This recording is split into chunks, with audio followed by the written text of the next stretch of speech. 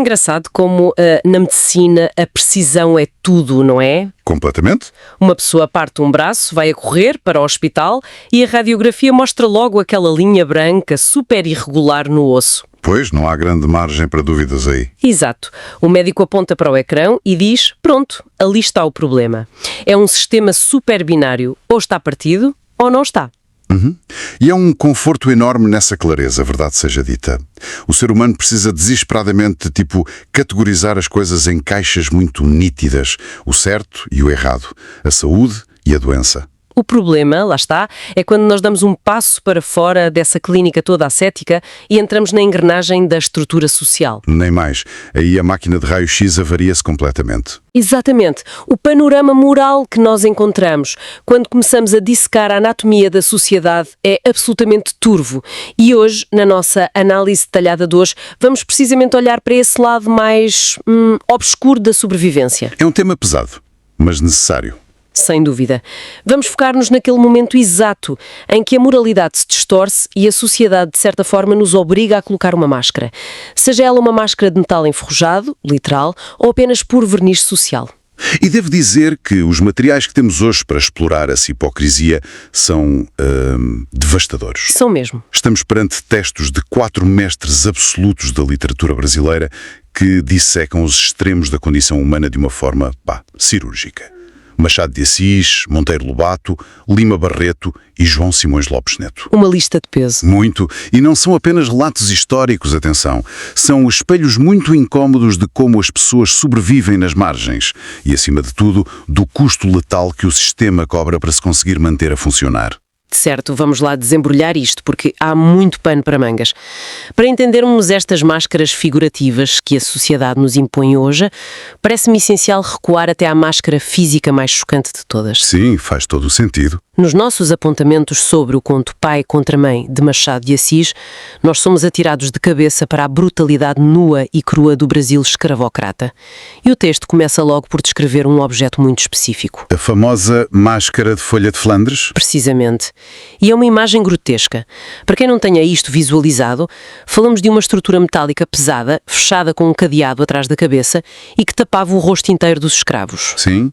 E tinha apenas... Tinha só 3 buracos, não é? É exato. 2 para ver e 1 para respirar. E a justificação burocrática para esta aberração existir é que servia para impedir os escravos de beberem e de roubarem os proprietários para comprar vício. O que é realmente fascinante aqui é a ironia cortante de Machado de Assis. Logo no início, ele escreve uma frase terrível, que é: a ordem social e humana nem sempre se alcança sem o grotesco. Uau!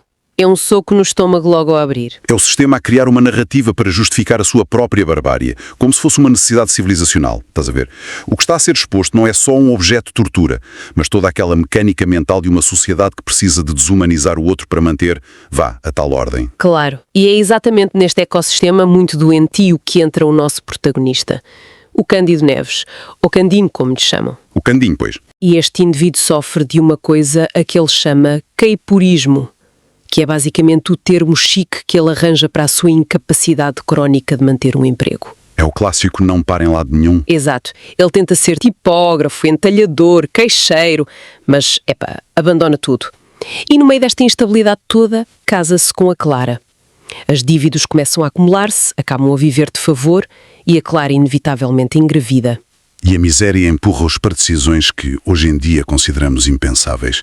Quando a fome começa a apertar a sério e o senhorio os expulsa, entra em cena a figura da tia Mónica. Ah, a tia Mónica. Uma voz de um pragmatismo gélido absolutamente terrível. Ela sugere a única solução que acha lógica naquelas circunstâncias, que é entregar o recém-nascido à roda dos enjeitados. Dados por si só, já é um conceito aterrorizante para quem nos está a ouvir e não conhece. É assustador, sim. Era literalmente um cilindro rotativo num muro, num convento ou hospital, onde as pessoas iam, à meia da noite, abandonar bebês anonimamente para o Estado ou a Igreja cuidarem. É a sociedade a criar uma infraestrutura oficial para gerir o desespero. Bem visto, é mesmo isso. Uma infraestrutura do desespero. E o Cândido, que entretanto tinha descoberto a profissão de caçar escravos fugitivos, que era um ofício rentável, mas que secou devido à concorrência, vê-se completamente encurralado.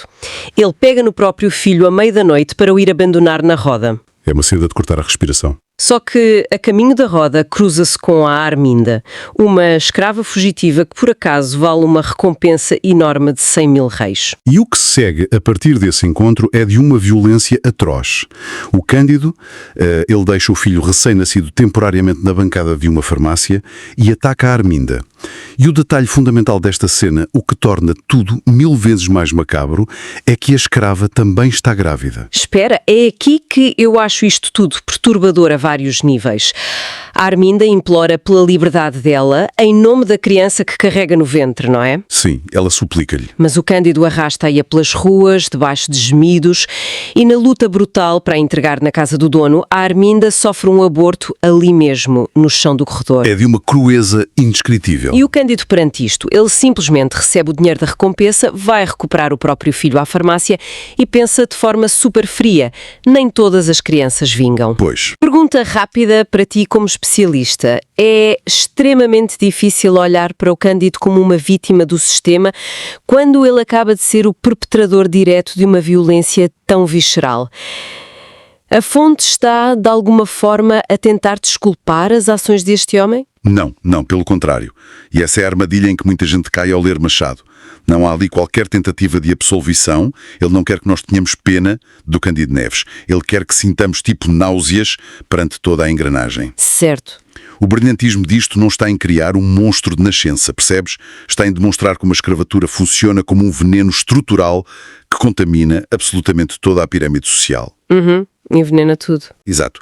O Cândido é impulsionado por um amor paternal genuíno, mas o sistema obriga os pobres e os marginalizados a, de certa forma, canibalizarem aqueles que estão ainda mais abaixo na hierarquia. Tudo apenas para garantirem a sua própria sobrevivência. Nossa. A crítica dura é que, numa sociedade onde a vida humana tem um preço de tabela, a empatia torna-se um luxo que quem tem fome pura e simplesmente não pode pagar. É uma analogia macabra. É como um jogo de cadeiras musicais sádico desenhado pela sociedade.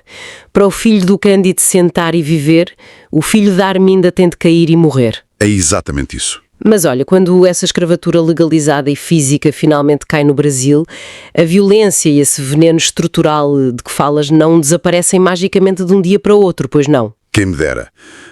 Não desaparecem. Eles apenas ganham contornos muito mais insidiosos e, de certa forma, invisíveis. Isso leva-nos diretamente ao nosso segundo texto, o conto Negrinha, do Monteiro Lobato. É aqui que a coisa fica mesmo interessante, porque este texto expõe as cicatrizes psicológicas profundas que transitaram para aquela sociedade pós-abolição. É a transição perfeita, sim. Passamos da tortura sancionada pela lei para uma tortura escondida atrás da virtude. Lobato apresenta-nos a Dona Inácia, a patroa. Uma viúva, gorda, riquíssima, adorada pelos padres e que é descrita como uma ironia sublime, como o esteio da religião e da moral. Mas que secretamente suspira de saudades do bom velho tempo em que podia mandar açoitar pessoas no pelourinho sem qualquer consequência. Exatamente. Como a modernidade e as novas leis já não lhe permitem usar o chicote abertamente no quintal, o que é que ela faz? Ela refina a crueldade e canaliza tudo para uma criança órfã de 7 anos, deixada ao seu cuidado, chamada apenas Negrinha. E a forma como a fonte descreve o tratamento que esta criança sofre é francamente revoltante.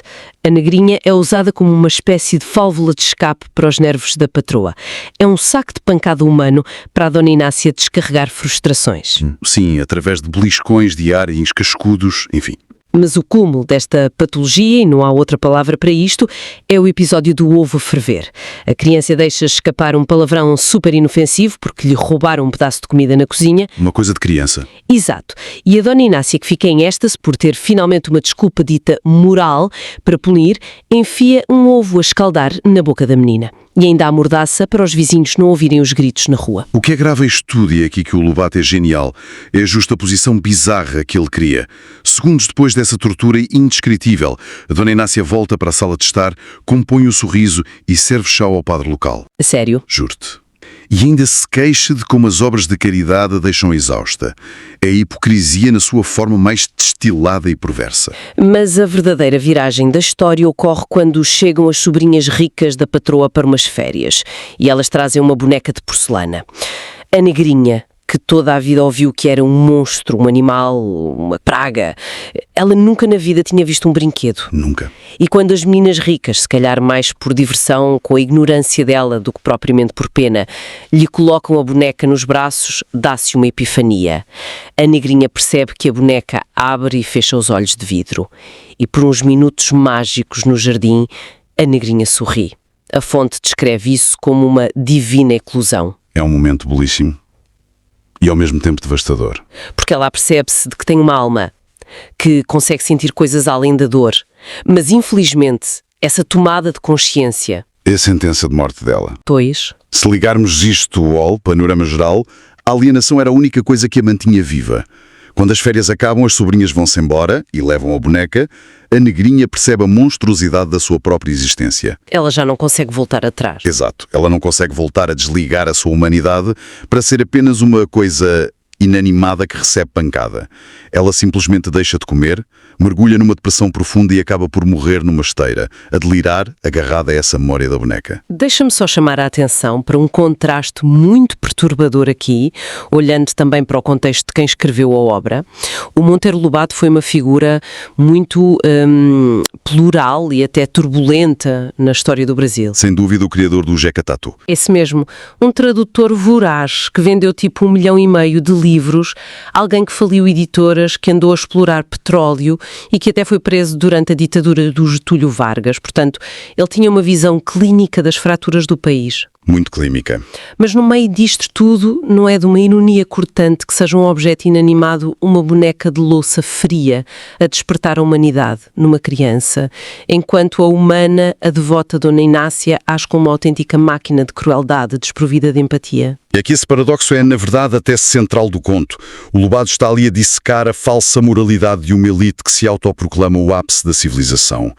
Eles recebem o clero na sala da frente, rezam o terço, dão donativos, mas mantêm práticas absolutamente bárbaras e sociopatas na porta dos fundos. Basicamente, a Dona Inácia usa a religião como escudo. Nem mais. A religião e a respeitabilidade dela são apenas a máscara de folha de Flandres moderna. Servem só para tapar a brutalidade contínua de um sistema que se recusa categoricamente a ver o outro, o mais fraco, como humano. Pois bem, nós até agora vimos o sistema a esmagar e a destruir brutalmente quem não tem poder.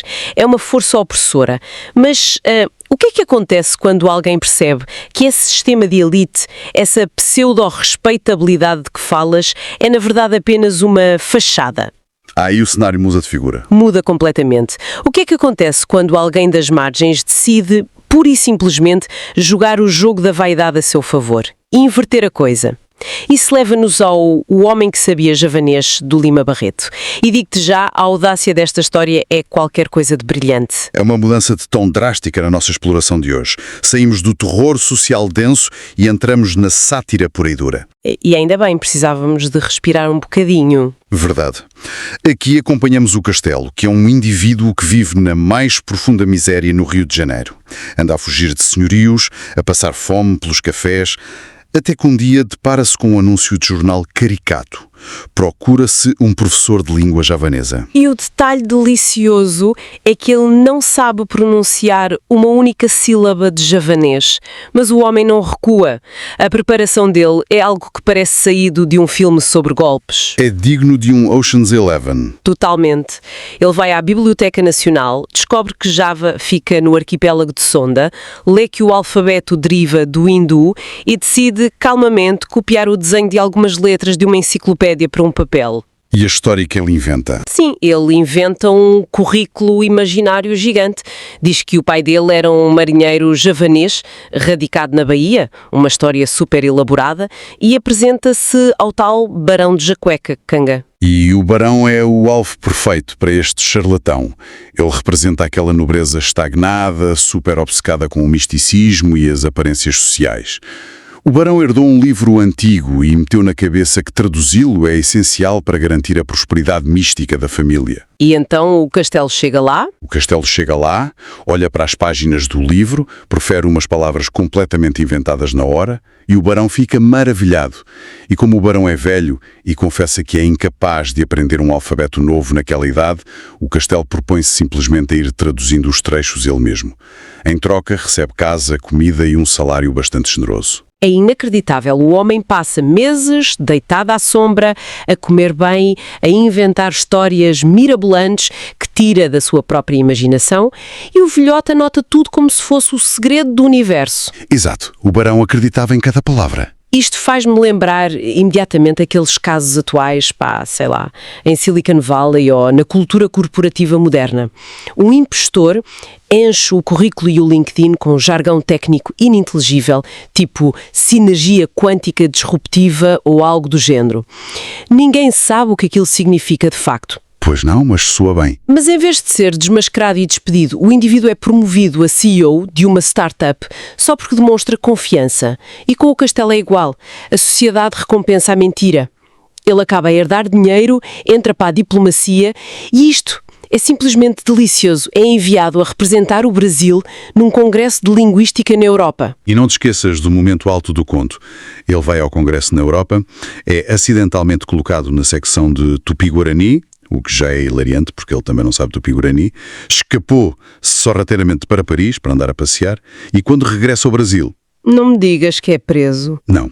É recebido no Porto como uma autêntica glória intelectual e um herói nacional. E termina a história como cônsul em Havana, super confortável e intocável. A sério? Mas repara, será que o Lima Barreto nos está a esfregar na cara que a sociedade prefere premiar uma mentira bem contada do que lidar com uma verdade banal? Ele está a gozar com o castelo ou com a sociedade? Porque a facilidade com que o castelo fura a bolha da elite é assustadora. Eu diria que isto levanta uma questão importantíssima. Acredito firmemente que o foco da crítica social afiada do Barreto não é o vigarista. O Castelo é quase um herói picaresco, não é? Ele apenas encontrou uma falha de segurança no sistema e aproveitou-se. O hacker social. Basicamente. O verdadeiro alvo aqui é a burocracia do Estado e a pseudo-intelectualidade. A elite, desde o barão até aos ministros em Brasília, é tão ignorante e está tão preocupada com as aparências que ninguém ousa admitir que não percebe nada de javanês. Ou seja, ninguém quer ser o primeiro a dizer que o rei vai nu. Exatamente isso. Eles validam a fraude coletivamente, porque desmascarar o castelo implicaria expor a superficialidade profunda do seu próprio conhecimento. O impostor triunfa não porque a sua mentira seja incrivelmente sofisticada, mas porque a sociedade já é, por si só, uma gigantesca impostura sustentada por diplomas e aparências. Uau! Na cidade, portanto, a elite esconde a sua podridão através da burocracia e recompensa o fingimento. Mas e quando abandonamos as ruas pavimentadas de pedrinhas e vamos para a fronteira? O sul do Brasil? Exato. A fronteira do sul do Brasil, aberta e sem lei. Aí, as regras são abertamente subvertidas para sobreviver. Mas, ironicamente, com um código moral muito mais íntegro. E isso ilustra perfeitamente a nossa última fonte de hoje, Contrabandista, do João Simões Lopes Neto. É um contraste formidável. O cenário muda para os Pampas, para os Campos Imensos, e a figura central é o lendário Jango Jorge, um homem de quase 90 anos, rijo como um sobreiro, e que passou a vida inteira a trabalhar como contrabandista. E a forma como a fonte o descreve é super poética, na verdade. É alguém que está simbioticamente ligado à geografia. Ele orienta-se de noite não por mapas, mas pelos cheiros do campo, pelo som dos cascos no chão, até pelo gosto da água. Sim, ele conhecia cada palmo de terra. E o detalhe que me saltou à vista nos apontamentos foi a generosidade deste homem. Supostamente ele é um bandido, mas o Jango deita as chamadas balastracas, que são as moedas de prata da altura, pelo chão, a rir-se para as crianças apanharem. E chega à estalagem e paga os copos a toda a gente. É um fora da lei com um coração de ouro. Mas há um contexto histórico aqui partilhado na fonte que é vital percebermos. O contrabando nesta região da fronteira do Rio Grande do Sul não começou propriamente com uma máfia violenta e organizada. Não. Não. Começou quase como uma provocação. Um despique contra as guardas espanholas. E depois tornou-se um modo de vida essencial porque a coroa portuguesa impunha monopólios rigorosos e absurdos em coisas tão básicas como pólvora ou baralhos de cartas. O contrabando era a única forma de sobrevivência económica daquela gente. Ok, faz sentido. E o Jango Jorge é tipo um monarca desse submundo. Mas a narrativa principal do conto afunila para um momento de extrema intimidade. A filha do Jango, que é descrita com um carinho imenso, vai casar-se. O dia do casamento. Sim, a casa está em festa, os convidados reúnem-se, os músicos afinam os instrumentos, falta apenas o pai. Porque o Jango saiu de madrugada, sozinho, para contrabandear o próprio vestido de noiva e o enxoval da filha. A ansiedade na história vai crescendo de uma forma que te prende ao texto. A filha ri-se para os convidados, mas tem lágrimas nos olhos que não sabe explicar. Até que a comitiva finalmente chega, muito depois da hora. Mas não há gritos de vitória, pois não? Não. Eles chegam num silêncio fúnebre absoluto e trazem o corpo do Jango. Ele foi morto pelos guardas da fronteira porque forçou o avanço, sozinho, para garantir um embrulho muito específico. O enxoval. Sim. E o final é devastador. Quando a família abre o pacote de lona à frente de toda a gente, descobrem o vestido de noiva, o véu e as flores de laranjeira. Só que o branco está completamente manchado e encharcado com o sangue do pai. Isto, tem a aura de um filme de faroeste crepuscular. É uma imagem fortíssima. Um homem fora da lei que, ironicamente, tem o coração mais puro das personagens que discutimos hoje. Então, o que é que isto tudo significa ao certo? O vestido branco coberto de sangue é a forma do autor dizer que é impossível escapar ao custo brutal de se viver nas margens. É exatamente isso. Há uma profunda ironia trágica neste conto. Repara. O vestido branco simboliza a pureza e o futuro legítimo na sociedade oficial que o Jango queria, a todo custo, oferecer à filha. Ele queria limpá-la daquele submundo. Sim. Contudo, essa inserção na vida normal teve de ser comprada com o derramamento do seu próprio sangue fora da lei. O conto demonstra de forma brilhante como o contrabandista possuía valores de lealdade familiar e de sacrifício muito mais verdadeiros do que a alta sociedade dos outros contos. Uau! Olhando para este cenário completo que traçamos hoje, o padrão que emerge destas 4 fontes é fascinante. Temos o instinto de sobrevivência destrutivo no Cândido Neves, temos a hipocrisia letal da pretensa bondade na Dona Inácia, o sucesso através do fingimento intelectual no Castelo e, por fim, o derradeiro sacrifício nos limites da lei com o Jango Jorge. No fundo, todas estas fontes expõem o preço altíssimo que a sociedade cobra pelas máscaras que nos obriga a usar. É uma exigência perpétua de fingimento, não é? O Castelo percebe que a elite quer mentiras elegantes. A Dona Inácia percebe que a sociedade não pune a crueldade desde que se reze o terço a seguir. E o Jango percebe que a única forma de a filha entrar no teatro social é pagando o bilhete com a própria vida. E isso deixa-nos com um desafio provocador para quem nos escuta.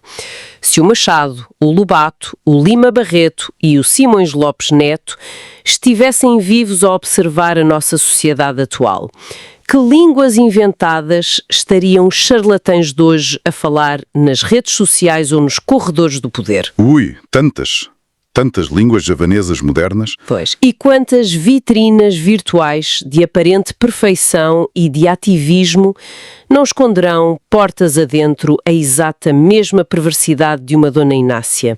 Fica o convite para todos olharmos com mais atenção para as máscaras que nos rodeiam diariamente. E com isto encerramos a nossa exploração de hoje por estas obras brilhantes. Obrigada por nos acompanharem e até à próxima. Até à próxima.